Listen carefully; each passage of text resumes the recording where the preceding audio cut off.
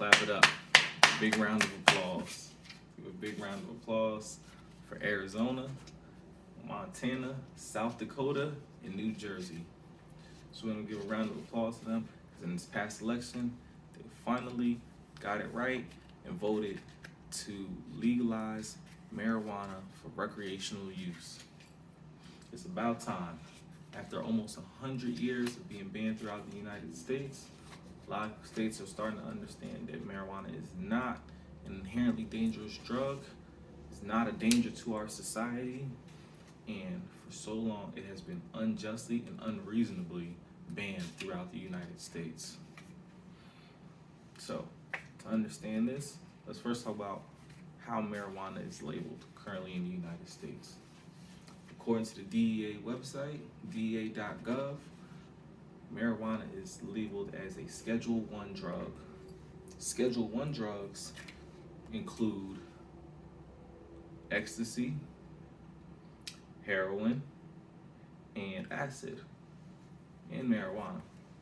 Now, we all know that some of these are much more severe drugs with side effects leading to death, not even including in overdoses. Just usage could lead to death. However, marijuana is classified with those. But what are Schedule 1 drugs? Schedule 1 drugs are drugs that have high potential for abuse and have currently no medical purposes. But wait, marijuana has been medically used for centuries. As of today, WebMD lists marijuana's medical uses currently as multiple sclerosis, muscle spasms, muscle pains,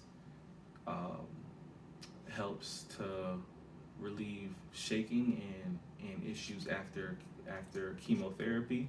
It's even been used to treat cancer. People I even know use marijuana to treat their PTSD. So how does it continue to be labeled as a Schedule 1 drug and a danger when it's been used medically for centuries, for the longest time? But it's just one of the things they use to continue to keep the fear in the people and understand that and make everyone believe that it's dangerous to society.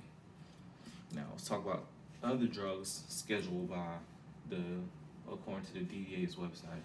Schedule 4 drugs, the other side of the spectrum, things that are labeled as low potential for abuse and have a lot of medical purposes. Drugs in that would include Xanax, but Xanax currently is one of the most abused drugs, and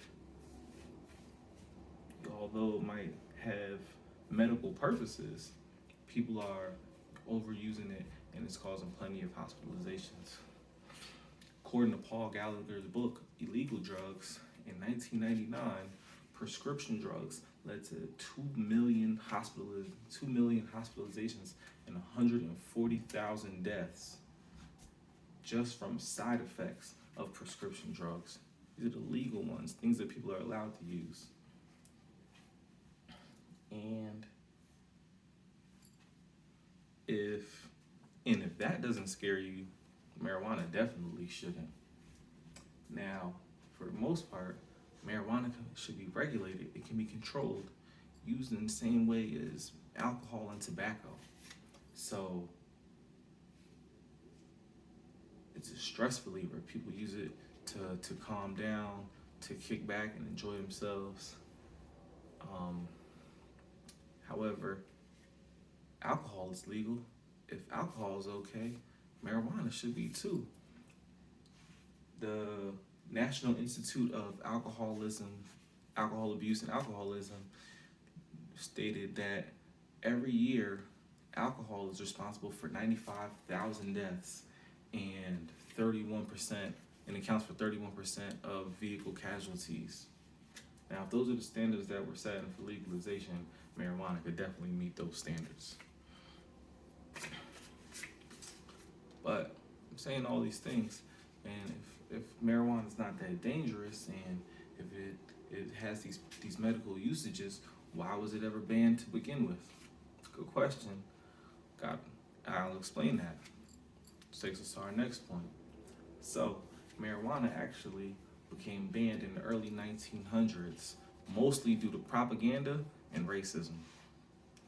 So, in the early 1900s, during the time of the Mexican Revolution, a large amount of Mexican refugees fled and came to the United States.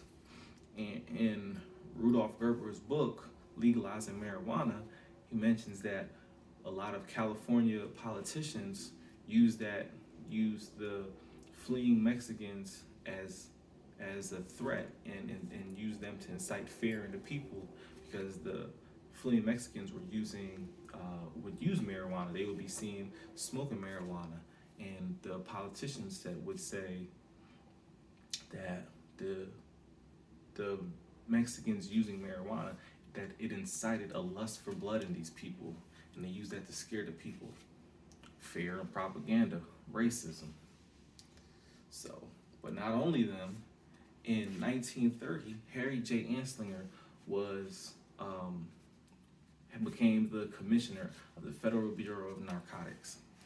Now, at the time of him becoming the Federal Bureau of Narcotics, it was around the same time that the Prohibition era was ending, and the failing war on Prohibition led to a smaller fund for the Bureau. So Harry, being the new commissioner, he saw this and decided he needed a new target. He needed something to grow funds and continue to have money come into his organization. So he decided to have a war on marijuana. Harry decided to say that marijuana, that one of the things he said was reefer makes darkies think they're as good as white men. It was one of the many things he would use to incite fear in the people, also claiming that marijuana use by blacks would be a danger would make blacks dangerous to white women.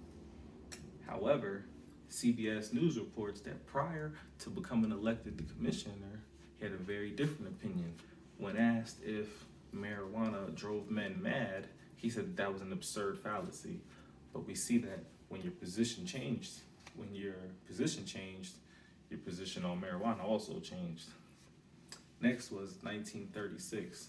Large propaganda film, Reefer Madness, came out, and it was just a film that incited fear through the people with the idea that marijuana usage would ruin your life and would be the destruction of society.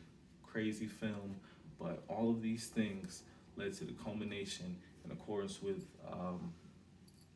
the PBS's marijuana timeline, the passing of the 1937 Tax Act, which in large part made it completely illegal to have marijuana, but if you did, then it was highly taxed. So it made it not recommended to have. It wouldn't be a good idea. It wasn't a good idea to use for research because of the amount of tax you would pay on it. So in conclusion, in a review, marijuana isn't as dangerous. It does have medical purposes, and the initial banning of marijuana was led by racism and no facts to begin with. So after all this time, it's about time the entire country gets it right, and we understand that marijuana isn't dangerous, and this is our opportunity to come together on this topic. And in the words of the great Bob Marley, herb is the healing of the nation.